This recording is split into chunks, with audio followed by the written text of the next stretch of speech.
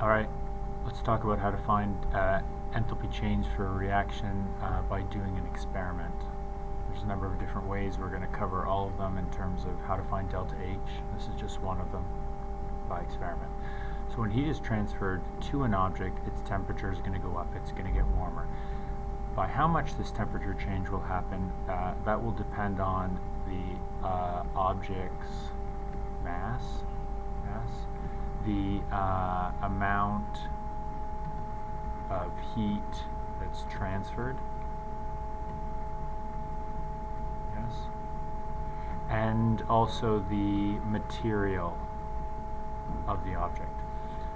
Some materials will have a bigger temperature change for the same amount of heat.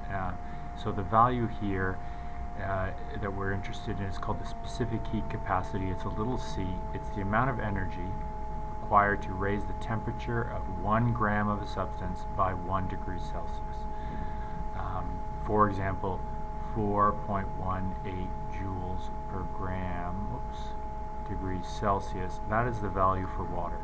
It takes 4.18 joules of energy to raise 1 gram of water by 1 degree Celsius. If I combine these factors together, I have this formula right here, Q equals mc delta T, where Q is heat, usually in joules. Sometimes might be in kilojoules. You just have to pay attention to the units of some of these other guys. Here we have mass in kilograms. Here we have the specific heat capacity. Sometimes it's going to be in joules per gram degree Celsius. Sometimes in some books you might see it in kilojoules per kilogram degrees Celsius. You just have to stay flexible and watch the units. And the last one is temperature change. That's TF minus TI, and that would be in degrees Celsius or Kelvin, because 1 step of Celsius is the same as 1 step on the Kelvin scale. And we can find some of these values for C in our textbook or online. If I require you to know it, I'll tell you where to get it. I'm not going to need you to memorize any sort of value for C. However, not all objects are made of one material, and that makes me sad. Then we need what is called just the heat capacity of that specific object. It's a capital C. C is usually in units of kilojoules per degree Celsius, and usually it's usually a specific piece of equipment we're dealing with. It's got made of more than one material. It's got stuff sticking out or whatever.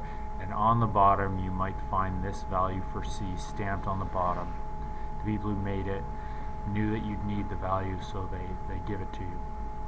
Here, if I'm interested in the energy that goes into an object that's made of many different materials, we use the formula C delta T.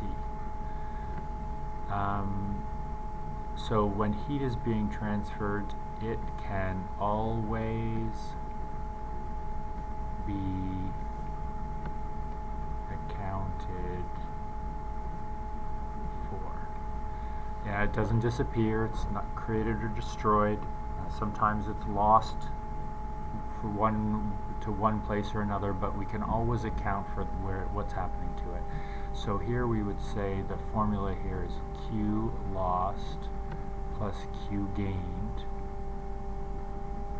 equals 0.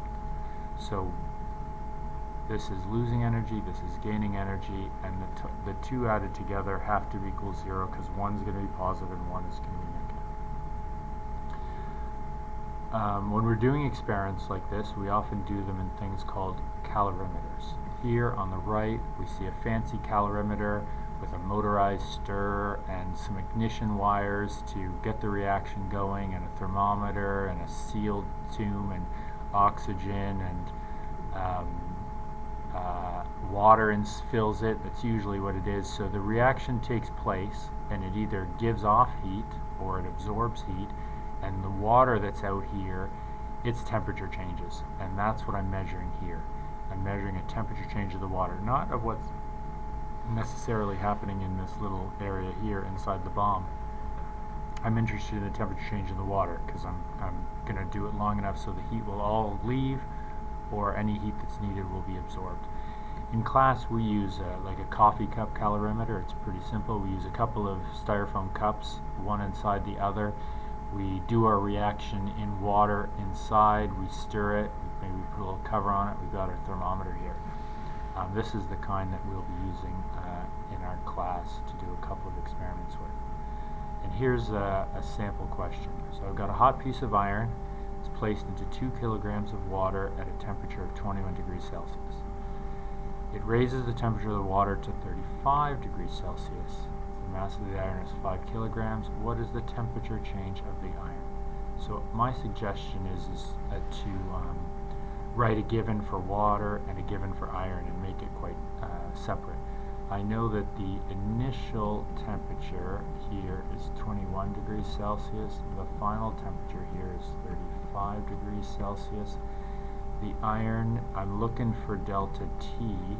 I've given you C's for both here. Notice I've given you slightly different units. I've given you joules per kilogram degrees Celsius. Again, you just have to be flexible and read what you're given and work with it. Oh, and I'm going to need mass. This is 5 kilograms, and this one is 2 kilograms. So I'm going to start with same line in all these questions. Q lost plus Q gained equals 0. Now what is losing energy here? Iron. So I'm going to put Q iron plus Q water equals 0. Now this is an MC delta T, and this is an MC delta T. Okay? And I'm just going to plug in. Now I'm dealing with iron here, so the mass is 5, this is 450, delta T is what I'm looking for, mass is 2, C is 4180, and I get final minus initial. And I do some plugging here, and I will find that delta T is equal to minus 52 degrees Celsius, which means it went down 52 degrees Celsius, this negative sign. And that makes me happy because I know that it's really hot and it's going to give up energy to the water, so it makes sense that it goes down.